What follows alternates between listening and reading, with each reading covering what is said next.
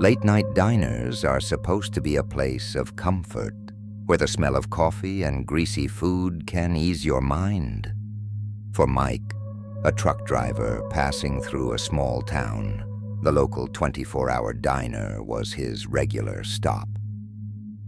But one night, that comforting routine turned into something far more sinister.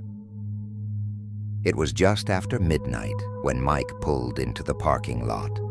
The neon sign flickered in the darkness, casting an eerie glow over the nearly empty lot. Inside, the place was quiet, save for a few customers sitting at the counter. Mike slid into his usual booth, feeling the weight of a long day on the road. The waitress came over, her face pale and tired. She didn't say much, just took his order and shuffled back to the kitchen. Something about her seemed off. Her eyes were distant, almost vacant. But Mike was too exhausted to think much of it. As he waited for his food, he noticed something strange. In the far corner of the diner, there was a table set for 4, but no one was sitting there.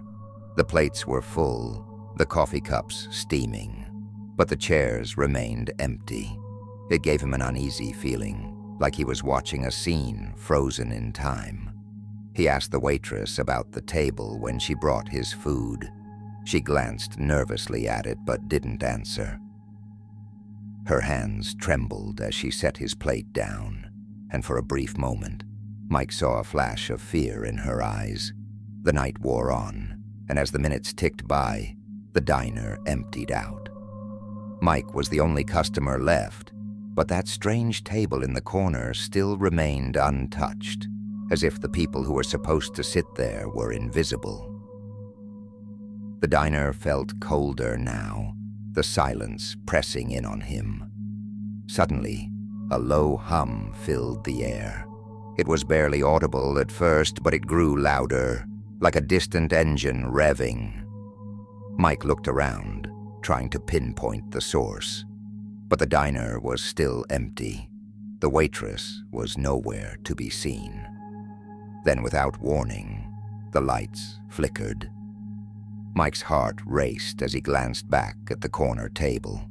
The plates were still full, but now the chairs were pulled out slightly, as if someone had just sat down. A cold chill crept up his spine.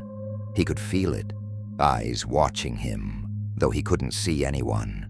The hum grew louder, more intense, and the air around him seemed to vibrate with an unsettling energy. In a panic, Mike threw some cash on the table and bolted for the door. But as he reached for the handle, the lights went out completely. He stood frozen in the dark, his breath coming in short gasps. Behind him, he heard the unmistakable sound of footsteps, slow, deliberate, moving toward the corner table. When the lights flickered back on, the table was empty again, but the plates had been cleared. Mike didn't wait around to find out what had happened. He raced out of the diner, his heart pounding in his chest, vowing never to stop there again. Moral: some places hold on to the past, and those who visit may encounter echoes of lives that never truly left. Not every table is meant for the living.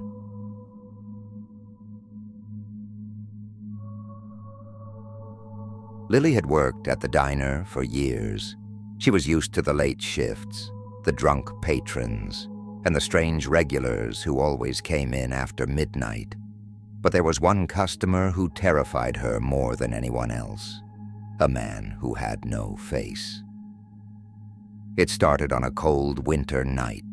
Lily was the only waitress working, and the diner was empty except for an older couple sitting by the window. The wind howled outside, rattling the glass, making the place feel even more desolate. Just as Lily was about to pour herself a cup of coffee, the door swung open with a loud creak. A man stepped in, his coat drenched from the snow. He was tall and thin, his face obscured by the shadow of his hood. Lily greeted him with her usual smile, but the man didn't respond. He walked slowly to a booth in the corner and sat down without a word. When she approached him to take his order, something felt off. She couldn't see his face clearly, as if there was a strange blur where his features should have been. Her heart skipped a beat, but she tried to brush it off, assuming it was just the poor lighting or her tired eyes playing tricks on her. "Can I get you something to drink?" she asked, her voice shaky. The man remained silent. He didn't move, didn't acknowledge her. Instead, he just sat there, his hood casting deep shadows over his face. Lily felt a knot of fear tighten in her chest. She backed away slowly, unsure of what to do. Every instinct told her to leave the diner, to run far away from this man. But she was stuck, bound by her job and her curiosity. The old couple paid their bill and left, leaving Lily alone with the strange man. For the next hour, he just sat there, motionless. Lily tried to keep busy, but she couldn't shake the feeling of his presence. Every time she glanced at him, her heart would race, her palms sweating. There was something deeply wrong with him, something unnatural. Finally, she worked up the courage to ask him if he needed anything. But when she approached the booth, her breath caught in her throat. The man had lifted his head slightly, and for the first time, she could see it clearly. His face was completely featureless. No eyes, no nose, no mouth. Just smooth, pale skin stretched across where his face should have been. Lily stumbled back in horror, nearly tripping over herself as she tried to get away. The man didn't move, didn't react to her panic. He simply stood up, turned toward the door, and walked out into the cold night. Lily was left standing in the middle of the diner, trembling, her heart pounding in her ears. She couldn't explain what she had seen, but one thing was clear. The man with no face was not human. From that night on, Lily worked only day shifts, but every now and then she heard rumors from her coworkers about a strange man who would come in after midnight, sitting silently in the corner booth, waiting.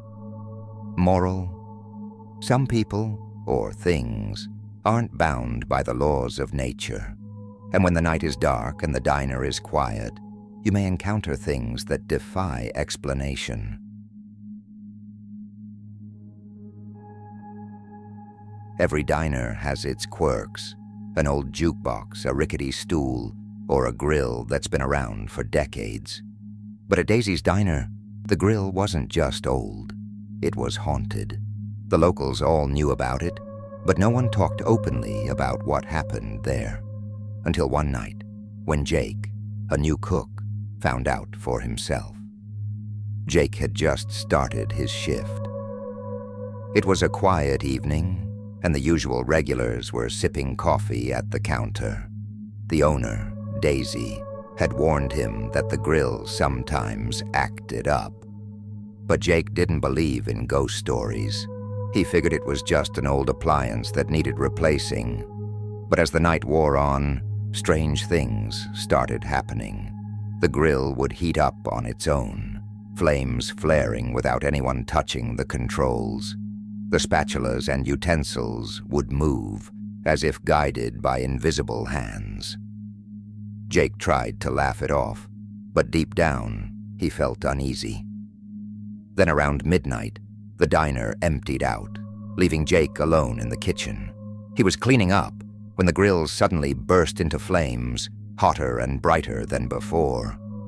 Panicking, he reached for the fire extinguisher, but before he could use it, the flames died down on their own, leaving the grill cold and silent. That's when he saw it, words scorched into the surface of the grill as if burned by an invisible hand. "Help me," the message read. Jake's hands shook as he stared at the eerie writing. Before he could process what was happening, the lights in the kitchen flickered, and a cold breeze swept through the room. It was then that he heard it, a faint voice, like a whisper carried on the wind. "Get out," it said.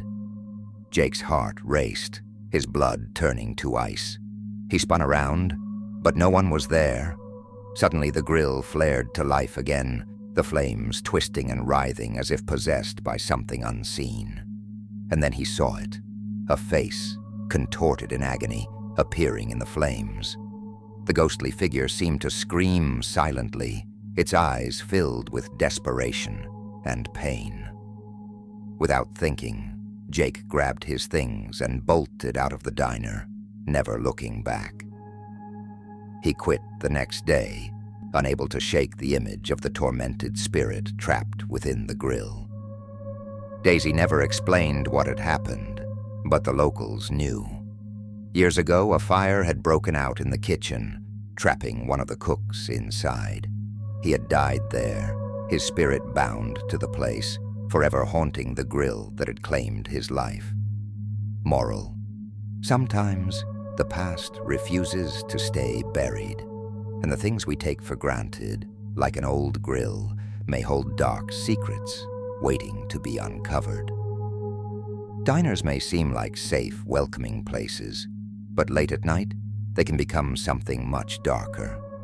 These stories remind us that the past has a way of creeping into the present, and sometimes the things that haunt us are closer than we think.